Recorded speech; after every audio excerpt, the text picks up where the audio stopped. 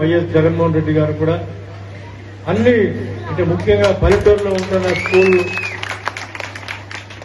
పట్టణంలో ఎలా ఉందో ఆ విధంగా చేయాలని చెప్పి ఆయన తీసుకున్న స్టెప్స్.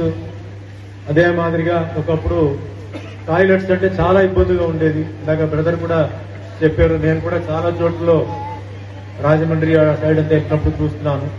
చాలా అద్భుతంగా టాయిలెట్స్ కట్టించడం, స్కూల్ క్లాస్ రూమ్స్ ని చాలా బాగా అంటే చదివేలాగా వాళ్ళకి చేయడం నిజంగా చాలా గొప్ప విషయం. సో ఆయన్ని కూడా మనం మర్చిపోకూడదు. ఎందుకంటే చాలా మంది తర్వాత ముఖ్యమంత్రులు వచ్చారు కానీ ఈ విషయంలో ఎవరు పెద్దగా శ్రమ తీసుకోలేదు. జగన్మోహన్ రెడ్డి గారే తీసుకున్నారు.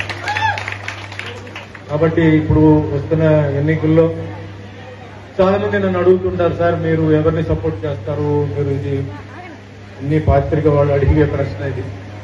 నేను ఒకటే చెప్తున్నానండి, జీవితంలో మీకు ఎవరు సాయం చేశారు, ఎవరు మీతో పాటు ఉన్నారో మతానికి కులానికి సంబంధం లేకుండా అర్ధరాత్రి మీరు తలుపు కొట్టినా వాళ్ళు మీ దగ్గరకు వచ్చి ఏం కావాలి, పోలీస్ స్టేషన్, హాస్పిటల్ అని ఎవరు మీతో పాటు ఉంటున్నారు, అది మగవాడు ఉండొచ్చు, పురుషులు ఉండొచ్చు, మహిళలు ఉండొచ్చు, వాళ్ళు మటుకు మీరు మర్చిపోవాలి.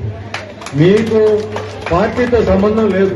ఎందుకంటే ఇక్కడ ఉంటున్న ఈ వాతావరణంలో ఉంటున్న వాళ్ళకి ఏంటంటే అలాంటి మనిషియే మీకు సీఎం.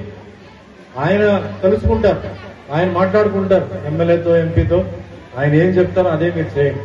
కానీ వెంటనే మీకు సపోర్ట్ చేయాలంటే మీకు అలాంటి మనుషులు కావాలి. అలాంటి మనుషులు ఎవరైతే ఉన్నారో వాళ్ళు మర్చిపోదు. చాలా మంది చాలా విషయాలు చెప్తారు. ఇప్పుడు మీరందరూ చదువుకున్న వాళ్లే. ఒకప్పుడు చదువు లేకుండా అమాయకులు ఏం కాదు. మీకు అందరికీ తెలుసు ఎవరు నిజంగా సాయం చేస్తారు, ఎవరు నిజంగా మీతో పాటు ఉంటారు, వాళ్ళని మీరు మర్చిపోరు. నిజంగా చెప్పాలంటే మరి మన దాము గారు మరి ఆ కేటగిరీలోనే ఉన్నారు. మరి భవిష్యత్తులో ఆయన కూడా రాజకీయంలో రావాలి. రాజకీయాల్లో వచ్చి మరి ఇక్కడ ఈ ఊరిలో ఆయన ఒక మంచి అంటే అన్ని రకంగా మంచి చేయాలని. ఎందుకంటే రాజకీయ నాయకుడికి ఏ గుణం ఉందో వాళ్ళు ఏం చెప్తారో ఆయన చెప్పకుండా ఆయన చేశారు. ఇప్పటి వరకు ఆయనకి ఎవరు ఒత్తిడి పెట్టలేదు, కానీ ఆయన చేశారు. ఎన్నో ఇబ్బందులు ఉన్నాయి. ఇందాక కూడా చెప్పారు, అమెరికాకు వస్తున్న ప్రతి తెలుగు వాళ్ళని ఆయన ఇంటికి పిలవడం, ఆయనంతో ఆయన సహాయం చేయడం, అది మనం ఎప్పుడూ మర్చిపోకూడదు. అలాగే మాదిరిగా మన డాక్టర్ గారు ఇక్కడ ఉన్నారు. ఒక డాక్టర్ గారు అంటే దేవుడితో సమానం. ఎందుకంటే మనం ఏదైనా మనం తట్టుకుంటాం, ఏదైనా మనం పాస్ చేస్తాం. మనం ఆరోగ్యానికి ఇబ్బంది వచ్చినప్పుడు, ప్రాణం సీరియస్ గా ఉన్నప్పుడు మన డాక్టర్ని మనం చేయబెట్టుకుని, అయ్యా మమ్మల్ని కాపాడి, మీరే మాకు దేవుడు అని చెప్పి ఈ దేవుడు అన్న వార్తని ఆయనతోనే అక్కడే మనం వాడతాం, వేరెక్కడికి మనం వాడం. మనకు తెలియకుండానే మనకేంటంటే ఎందుకంటే ఆ దేవుడు అనేది అక్కడ కనిపిస్తుంటుంది. అలాగే డాక్టర్ గారు కూడా ధన్యవాదాలు మీ సర్వీస్ కి. ఇలాగే మీ సర్వీస్ కూడా బాగా అందరికీ ఉండాలండి. అండ్ మా మిత్రుడు